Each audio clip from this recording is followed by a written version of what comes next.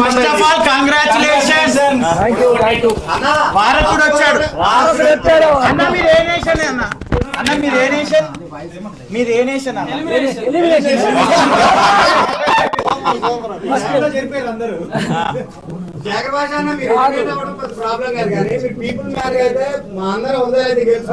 నిజం అన్న. ఈ వ్యూ అందరికి నచ్చిన వ్యూ. I love you. అయ్యో మీరు అదే చేశారు. మీ దేశము నా దేశము మన ఇద్దరు దేశం. మీ నేషన్ నా నేషన్ నా మీ నేషన్. ఇప్పుడు మూడు వచ్చింది. ఆడియన్స్ గా మిమ్మల్ని మణికంఠ అన్న నామినేట్ చేయడం అయితే మేము యాక్సెప్ట్ చేస్తాం. ఎందుకంటే అన్నకి మీకు లోపల ఏం జరుగుతుందో మాకు తెలియదు కానీ సో మేము చూస్తుంది అయితే నా మణికంఠ అన్నకి మీకైతే పడట్లేదు. ఆదిత్య అన్న మీరైతే చాలా బాండింగ్ బట్ ఎలిమినేషన్ నామినేషన్ అయితే ఆదిత్య అన్న మిమ్మల్ని నామినేట్ చేసిండు. మేము చూసింది నిజం లేకపోతే లోపల ఏం జరిగింది ఫస్ట్ మీరు చెప్పాలంటే ఫస్ట్ ఓకే మీకు తెలిసింది గోరంతా తెలియాల్సింది కొండంతా. ఇది అందరికి ఒకటే చెప్పట్లేదు, కొత్త విషయం చెప్తున్నాను మీకు. బిగ్ బాస్ సెకండ్ వీక్ లో నేను ఇచ్చిన కంటెంట్ చాలా ఉండింది, అది బయటికి ఎందుకు రాలేదు నేను నిజంగానే ఆశ్చర్యపోయే. బయటకు వచ్చిన తర్వాత ఒకటి టాస్కుల్లో నన్ను ఆడించలేదు, నా పేరు రాలేదు. ఒకే ఒక టాస్క్, ఆ సాక్స్ టాస్క్ లో నేను ఆడతా అన్నప్పుడు కూడా ఆ కెప్టెన్ నన్ను వద్దంది. సో ఏ రకంగానూ టాస్కుల్లో పాల్గొనే అవకాశం రాలేదు. ఆఖరికి సంచాలకుగా చేస్తాను అనుకున్నప్పుడు కూడా ప్రేరణ నేను ఏం చేయలేదు కదా, నేను వస్తానంటే సరే ప్రేరణ సంచాలకి ఇచ్చాం. సో ప్రేరణ ఏదో అంత ఇదైంది.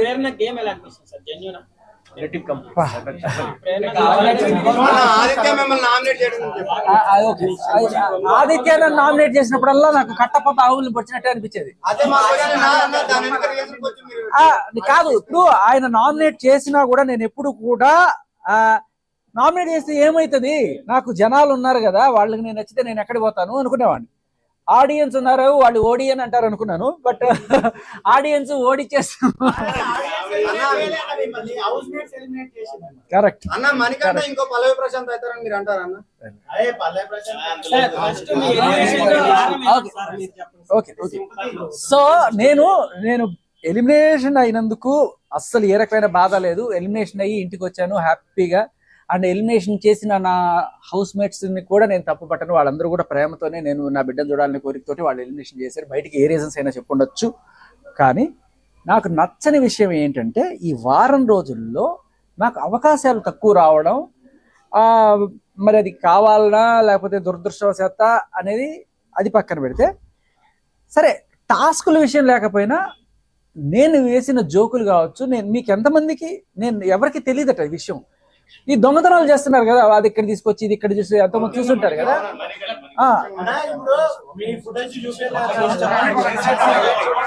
చెప్తా, అదేంటంటే ఒకసారి ఒక pulpy orange Vishnupriya pulpy orange తాగేసి తీసుకొచ్చి మా రూమ్ లో ఉంది. భయ వినండి, విష్ణుప్రియ పల్పీ ఆరెంజ్ తాగేసి మా రూమ్కి వచ్చి కాస్త ఊరిచ్చింది, తాగేసిన ఖాళీ బాటిల్ అక్కడ పెట్టింది.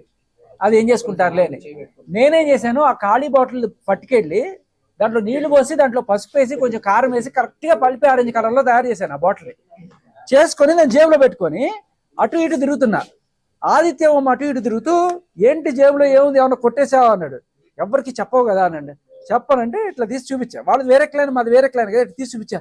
పల్పీ ఆరెంజ్ మీకు ఎక్కడిది, మీకు లేవు కదా పల్పీ ఆరెంజ్లు, బాగు కదా పల్పీ ఆరెంజ్ అంటే చెప్పదు నేను ఫ్రెండ్ కదా ప్లీజ్ అంటే నేను చెప్పేసా. ఎందుకంటే నేను దొంగ పల్పీ ఆరెంజ్ కదా, తాగితే నోరు కాలిపోద్ది. సో చెప్పేస్తే ఈ లోపల నిఖిలు వీళ్ళందరూ వచ్చేసి అని చెప్పేసి తీసేసి ఓపెన్ చేస్తే తీరా చూస్తే అది పసుపు కారం నీళ్లు. బాగా పడింది. సో ఈ కనీసం అంటే ఇది ఒక ప్రాంక్, ఈ దొంగతనం కూడా చెప్పాలంటే ఒక ప్రాంక్. ఇది కనీసం కంటెంట్ గా కూడా బయటకు రాలేదే అని చెప్పి నేను మొత్తం ఎతికా. బయటకు వచ్చిన తర్వాత ఇకపోతే కొన్ని వందల జోకులు ఆన్ ద స్పాట్ తప్ప పడేవి. ఇవన్నీ ఏమైపోయాయి, ఎవరన్నా నా మీద పగబట్టారా అనిపించింది నాకు.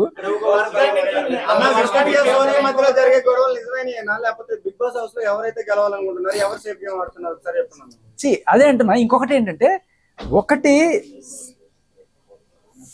ఏదో రకంగా ఒక ఎంటర్టైన్మెంట్ దొరుకుతోంది జనాలకి, గెలుపు ఓటములు పక్కన పెడితే ఆ చూసే కాస్త టైంలో జనాలకి కాస్త జోకులు దొరుకుతున్నాయి, నవ్వుకుంటున్నారు అనుకున్నప్పుడు అవి కట్ చేయడం వల్ల ఎవరికి అడ్వాంటేజ్ వస్తుంది?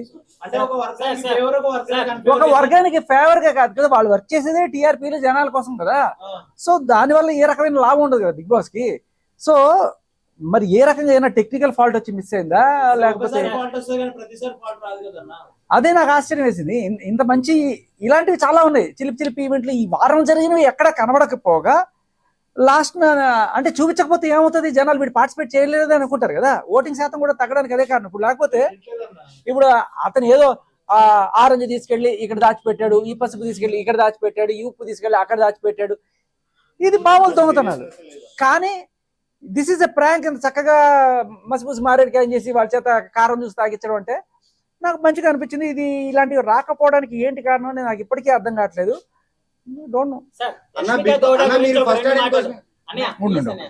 యష్మి దగ్గర నుంచి చూసా కాబట్టి, రూమ్మేట్ కాబట్టి, యష్మి ప్రేరణ వీళ్ళిద్దరు కూడా ఒకే టైప్ ఆఫ్ ఇది ఉంటుంది. కాకపోతే ప్రేరణ కొంచెం తొందరగా బయటపడిపోతుంటుంది. యష్మి ఏదో రకంగా చిన్న చిన్న వాటికి కూడా గొడవ చేయడము, లేకపోతే తొండి ఆడినా సరే ఏదో రకంగా మనం గెలవాలి అనేది ఉంటుంది. అండ్ కొంచెం హార్ష్ గా మాట్లాడుతూ ఉంటుంది. తప్పు మందని తెలిసినా కూడా గట్టిగా ఇది చేయడం, ఇదే గేమ్ స్ట్రాటజీ అంటే. అంటే తప్పు నీది, నువ్వేమో అవతల వాడిని అరుస్తావు, మనం ఏదో రకంగా గెలవాలి. నాకు అర్థం కాకపోయేది, ఓహో ఇలాగే ఆడాలా బిగ్ బాస్ అంటే. నేను అన్ని ఆవిడ చూసినంత డెప్త్ గా చూడాల. కానీ నాకు ఒకటి అనిపించేది,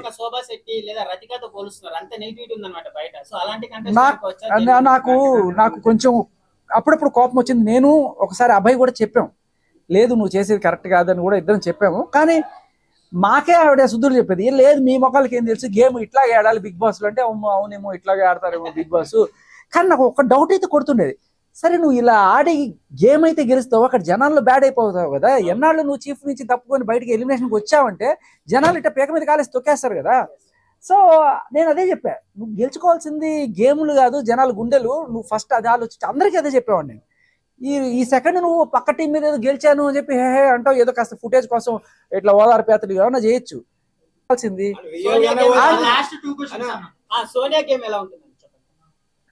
సోనియా ఎప్పుడు కూడా చాలా డల్ గా ఉంటది. ఎప్పుడు ఒక బెడ్ లో కూర్చొని ఉంటది. తను పెద్దోడు చిన్నోడు వచ్చి ఆవిడ ప్రాబ్లమ్స్ ఏవో తెలుసుకొని ఓదార్పు యాత్ర చేయాలనుకుంటది. బిగ్ బాస్ హగ్ లేకపోయిపోయినా మగజాతి ఆణిముత్యంగా మీరు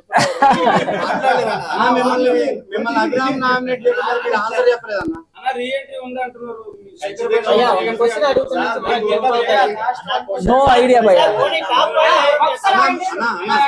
మిమ్మల్ని అభినామినేట్ చేయడం మీద ఆన్సర్ చెప్పండి.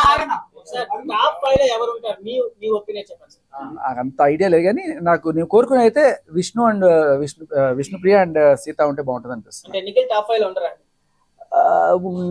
ఉండొచ్చు, చెప్పలేము. ఎందుకంటే నిఖిల్ ఫస్ట్ డే ఉన్నట్టు సెకండ్ థర్డ్ డే కొంచెం డల్ అయ్యాడు. అంటే నిఖిల్ కి కాస్త ఫ్యాన్ బేస్ గట్టిగానే ఉంది కాబట్టి సర్వ్ అవుతున్నాడు. ఎందుకంటే నాకు ఒకటైతే అనిపించింది, నిఖిల్ కన్నా నేను బెటర్ ఎంటర్టైన్మెంట్ ఇచ్చాను కదా అనిపించింది రెండో వారం.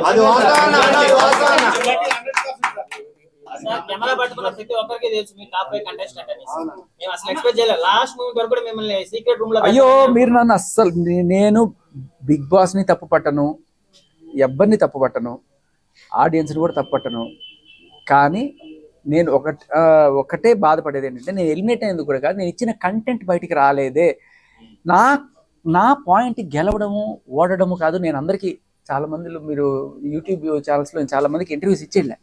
ఎందుకు వెళ్తున్నాను అంటే, నేను ఎంటర్టైన్ చేయడానికి వెళ్తున్నాను తప్ప, నేను మనసులో గెలుచుకోవడానికి వెళ్తున్నాను తప్ప గేమ్ గెలవడానికి. ఆ ప్రయత్నంలో గేమ్ గెలిస్తే గెలుస్తానేమో, కానీ నేను గేమ్ గెలవడానికో, ఈ కుట్రలు కుతంత్రాలు చేయడానికో, పాలిటిక్స్ చేయడానికో ఇలాంటివి కాదు. ఉన్నంతసేపు ఎంటర్టైన్ చేసామా, చేయలేని అనుకున్నప్పుడు బయటకు వచ్చేసాము. బిగ్ బాస్ కావాలనే స్టార్ మావాలని సీరియల్ యాక్టర్స్ ని వాళ్ళ కంటెంట్ చూపించి మీ కంటెంట్ చేస్తారనుకోవచ్చా?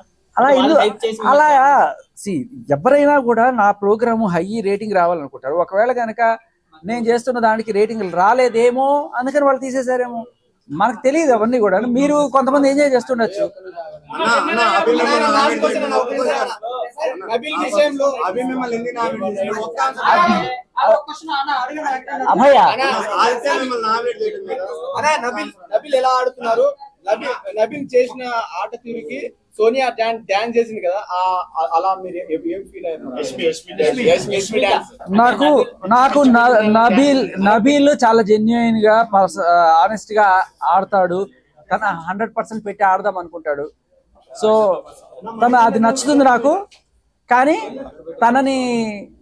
తను యష్మి కావచ్చు, లేకపోతే సోనియా కావచ్చు, వీళ్ళందరూ కూడా ఏదో రకంగా వాళ్ళు డౌన్